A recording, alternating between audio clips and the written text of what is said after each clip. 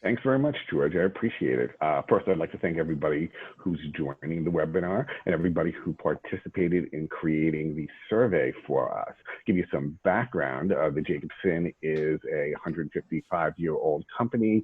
It's a publisher, a forecaster, and an analysis. There are 12 different verticals at the Jacobson. 3 of them are international. I cover the organic and non-GMO vertical. It's somewhat like a horizontal. There is nothing that we consider at the Jacobson that can't fall under the organic and non-GMO label. Before I go through the results, I'm planning on giving you a brief summary of what I see going on in the market and what has happened and what I think might happen. For the most part, in organic and non-GMO, we cover the grains. So that is corn, the soybean complex, wheat, peas, barley, oats, and more recently, organic hemp. It's both on the organic and non-GMO side. I'm going to really stick with the organic since we really are focusing on that for our survey. Organic corn prices peaked at around $10.50 a bushel Midwest picked up at the farm in August of 2018 and have dropped approximately 33% and are hovering around the $7 level Midwest picked up at the farm. That's down about 20% year over year. The driving force behind the drop in prices has been supply and not demand. Demand has remained stable and has grown slightly. The main demand that comes from that drives organic corn is layer, broiler, and dairy consumption within the United States and all the feed that goes into feeding those particular animals. Acreage and production in the U.S. picked up in the last year, along with imports of whole corn as well as cracked corn. And we expect there to be a carryover this year that's the largest carryover that we've seen in the past 5 years. And that is likely to keep organic corn prices depressed until at least the beginning of the new harvest. All the information that I just went through with you is part of our forecasting. We have that in our market intelligence report that actually provides balance sheets, a demand outlook, as a supply outlook, as well as our corn and soybean forecasts. On the organic soybean and organic soybean meal side, things are a lot different. About 70% of those products are imported. About 90% of those imports come from India. We were here before we started. I had mentioned that issues in India have not subsided. They're in lockdown, but a semi-lockdown where the states and the local municipalities are allowing the central government's allowing them to make the decisions. From what I've heard, there's about 10% of the people that normally work at the docks that are and ports that are currently there. There's an issue with containers coming into India, but not having the people to be able to clear out those containers and bring them back for export. Right now, the delay, which I thought was about 2 weeks, maybe a month ago, is now rolling into about a 2-month period where some of the exporters don't believe they'll be able to get shipments out on a regular, timely basis. When I look at the port at Navasheva, which is the largest container port in India, it's having constant movement of containers, but we don't know what's exactly in those containers. And they're coming to Baltimore, Oakland, as well as New Orleans. So there's steady movement. That being said, it appears the market might be a little bit short, and ahead of the harvest season beginning in October, November, prices should remain elevated. In fact, maybe even squeeze a little bit higher.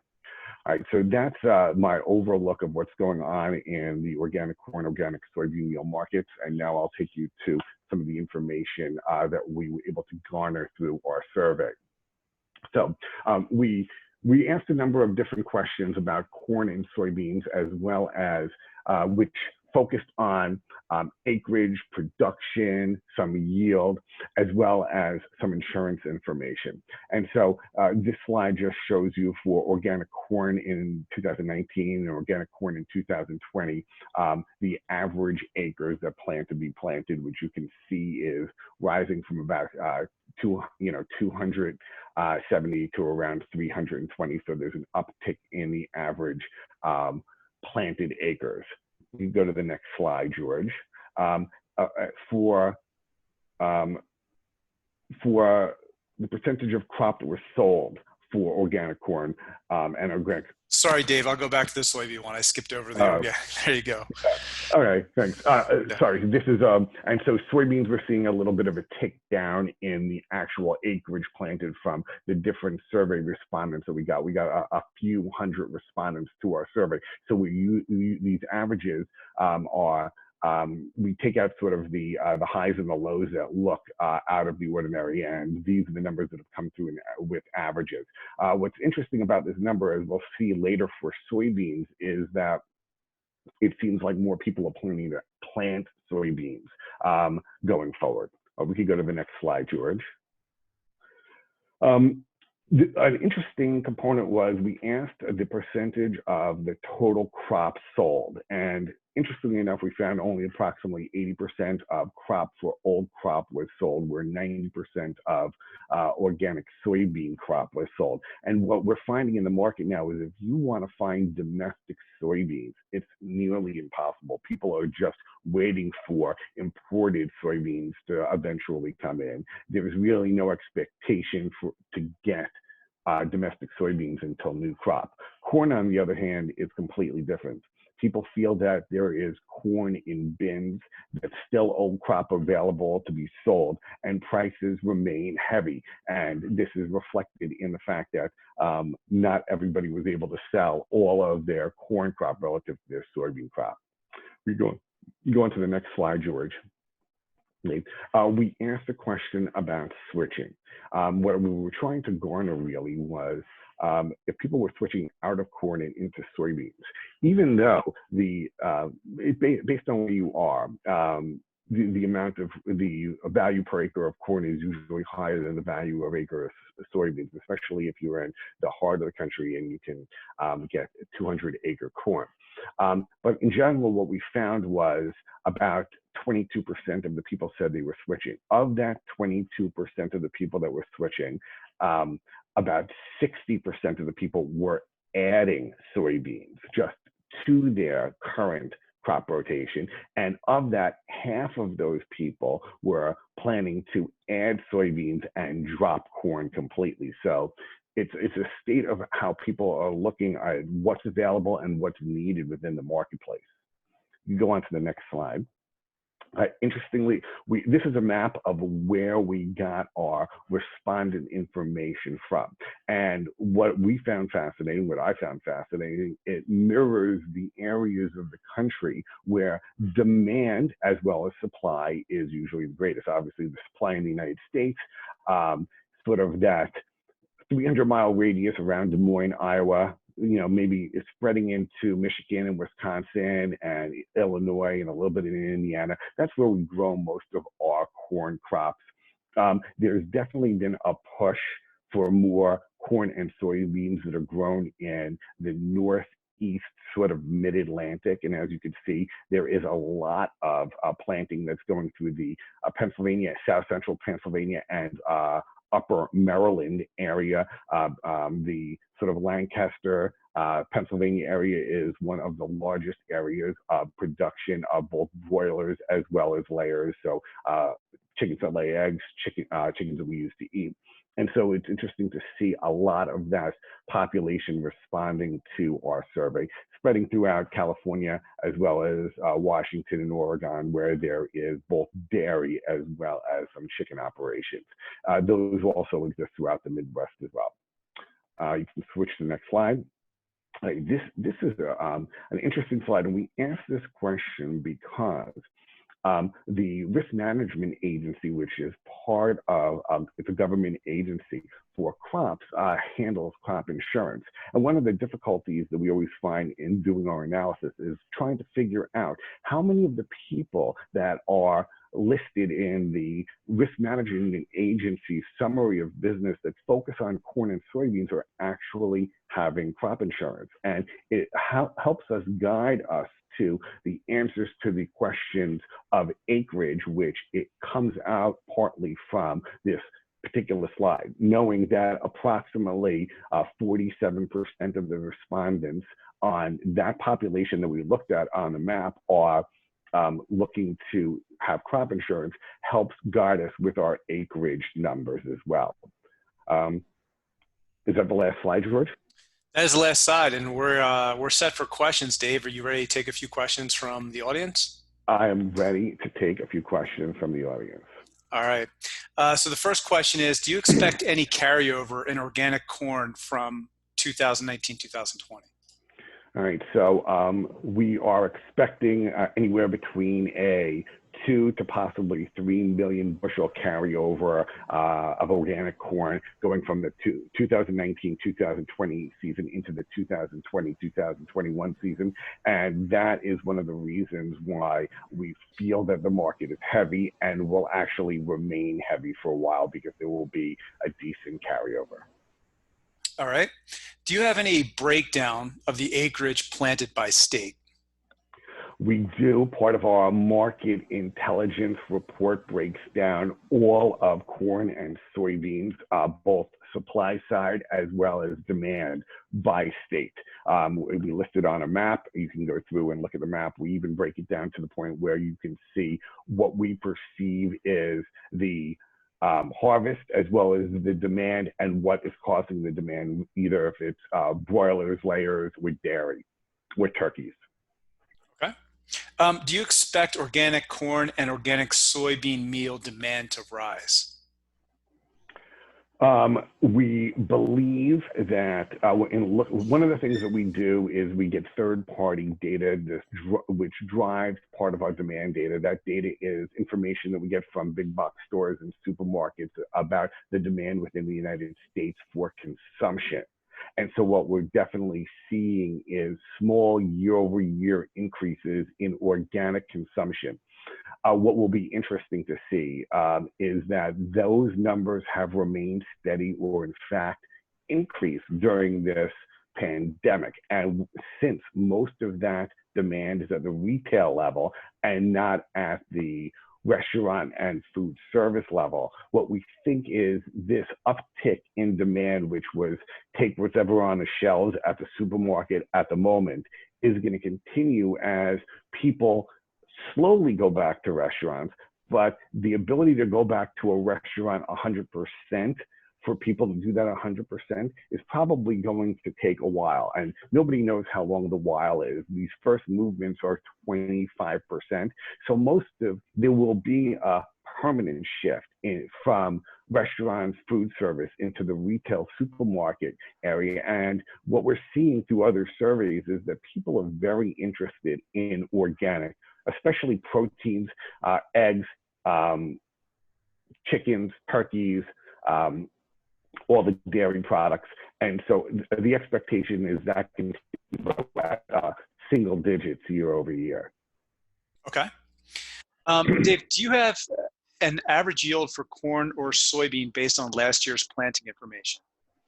Right. So one of the questions we did ask in our survey was yield. We wanted to know what the average yield was, and we do have information on the yields. We use that information in our balance sheets to be able to manage what we perceive is U.S. production numbers. Ballpark, what we saw was the average was approximately 145 bushels per acre in corn, and slightly down in 2019-2020 to 36.5 bushels per acre for soybeans. Historically, the numbers have been closer to 38. This past year, there was a lot of bad weather in the eastern Midwest that did a lot of damage to the soybean crops, organic soybean crops in that area, all soybean crops in that area, and that lowered the yield. Okay. What is the current inventory of imported organic soybean meal? Will there be a shortage of imported meal considering the current retraction of U.S. demand? I don't see a retraction at all in U.S. demand for organic soybeans and soybean meal. I think the imports are 70%, and I don't see that as coming down. Do I see, I think the question was, do I see continued movement of soybean or soybean meal into the US? And the answer is yes. The only issues we're going to have are supply constraints, but I do not see the U.S. making up that 70% of demand in production this year or next year, or really any time in the near future, since there's so much reliance on imports. I think you just answered the next question, which is what approximately what percentage of soybean meal demand comes from imports? And you're saying 70%? 70% on soybeans, approximately 25 to 30% on corn. Okay. If corn stays at this $7 level for the next couple of years, do you expect organic farmers to continue to plant corn, or will they plant wheat, edible beans, or soybeans instead? I think if corn stays at this level, and we're currently at levels where moving corn from different areas, so the Black Sea area or Argentina, is less profitable for merchandisers who want to do that, exporters who want to do it. So we've come to that sort of equilibrium level where prices should have a floor. The answer will be, do I still expect people to plant corn? And the answer is yes. There's a rotation of organic crops. It needs to continue. The amount per acre that certain people get is a lot larger than others. So if you're, as I said, if you're in Iowa or possibly Illinois, where you can grow 200 bushels per acre, even if it's $7, you're going to make more on that than you would planting soybeans and being able to get $20 to $21 an acre on 38 or 39 yield bushels per acre. So I think corn will remain, if corn drops another $1 per bushel, $1.25 per bushel, then I think you'll see a lot of transferring over to other crops like wheat and dry edible beans. But for the most part, feed wheat, especially organic feed wheat, so that soft red winter wheat, it really prices a lot off corn. It's imported as well. And so if corn prices are depressed, it's likely that feed wheat prices are depressed. That's not milling wheat. That's just feed wheat. So milling wheat is a totally different story, and people might move over to that if baking in the United States continues at its current pandemic pace, where there's no flour on the shelves because everybody has become Betty Crocker. Thanks, Dave. Here's one that's a slightly different angle. From a crop insurance side, you were stating that only 47% of organic producers use crop insurance. That seems low. Why would that be the case? In the U.S., a lot of organic corn is grown in areas where there's a lot of small farms. Pennsylvania, New York, a lot of parts of Ohio, as well as a lot of the sort of the southern states. There's not large areas to plant. So you would expect the farmer who has a huge business where part of it is conventional and a separate piece of huge land is organic. Those farmers are used to purchasing crop insurance and will purchase crop insurance. But for the people that are on the rolling hills in Lancaster County, those smaller farmers are less likely to purchase crop insurance and more likely to self-insure instead. And so I think that's why you get that particular breakdown compared to, corn and soybeans. If you look at the conventional side, mid 80s, high 80s is more the number. And that's because most of the corn that's planted on the conventional side is within the center of the United States, where there are large farms. Okay. Do you think hoarding organics overseas, will happen in the future? If so, how would the U.S. handle that situation, since we depend on high amounts of imports?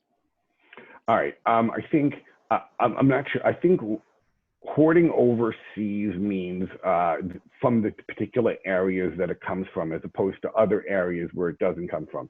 I don't see any hoarding in places like Europe. I think Europe is very much like the United States. They don't have a huge chicken producers, but they definitely have enough organic demand within there. And most of the countries within Europe are doing their best to become self-sufficient and not import from other areas. But Europe is a big importer of Chinese soybean meal.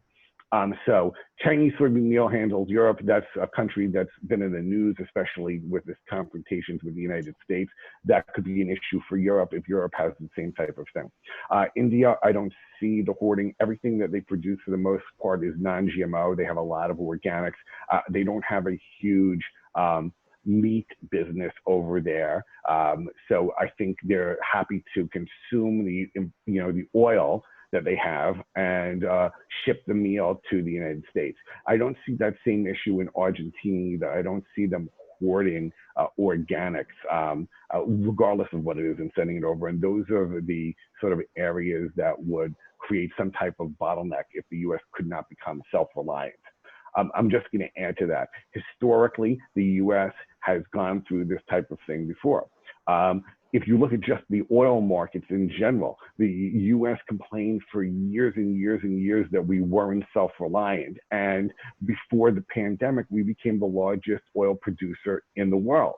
Well, obviously that's come off now, but what happens is if there is demand within the United States over the course of time, production will catch up with that. So over time, I think we'll become more self-reliant if it's cost effective. Okay. Another audience question that we have here, will supply disruptions of Indian organic soybean meal bring domestic crushing of organic black bean into favor? I don't know if it's going to do, that would mean that people were switching because they perceived that the protein they were able to get in black beans for feed would be higher. I think the entire market in the United States is driven by feed. On the soybean and corn space, only about 3% of consumption is human consumption of that actual grain. It's probably higher for dry edible beans like black beans, but unless there is a switch between soybeans to another source of protein that could meet the nutritional needs of chickens and cows, I don't see that becoming a bigger type of thing on its own, more than the organic growth, excuse the pun for organic, that it would normally achieve. All right, so I have one more question in the queue from the audience. If anybody has additional questions, please queue them up. This one is, do you have a way to measure organic grain demand? Yeah, we do have a way to measure organic grain demand. What we do is per state and per the U.S., this is all for the U.S., we look at the consumption of items like cows, milk cows for the most part, chickens who are laying eggs, and chickens who are bred for broilers, as well as turkey demand. And we have been able to do surveys and count the numbers of animals within particular areas, and that gives us the total demand within a particular region, which we aggregate to get total grain demand. So we use a combination of our retail information, our slaughter information, and our inventory information to be able to come up with total grain demand. On the balance sheets that we have for both soybeans and corn, which is part of our marketing report, we list out both the supply from the United States, every detail in the aggregate national supply, as well as the demand, so we can actually get a carryover. We look at our balance sheets similar to the way that any conventional analyst would look at balance sheets, and all the information is detailed below. And if anybody's interested in looking at that or seeing a webinar of that or having a trial of it, you can follow up with George. He'd be happy to show you those type of things. Okay, well, that's the end of the questions that we have here. And for the audience, following the call, I'll send you the PDF of the report so you'll have that. David, what's the best way for them to reach out to you if they have additional questions beyond what we have here in the webinar? Sure. There were two things. You can always email me. I'm david@thejacobson.com. I'm also happy to speak on the phone. If I don't answer, you could leave a message, 516-263-4327. Call at any time. Feel free to leave messages on either via email, and I'll get back to you as soon as I can. All right. Thank you all the attendees for the excellent questions, and we'll be sending out that report shortly. David, thank you for your time. George, thank you very much. Appreciate it. Take care, everybody. Bye.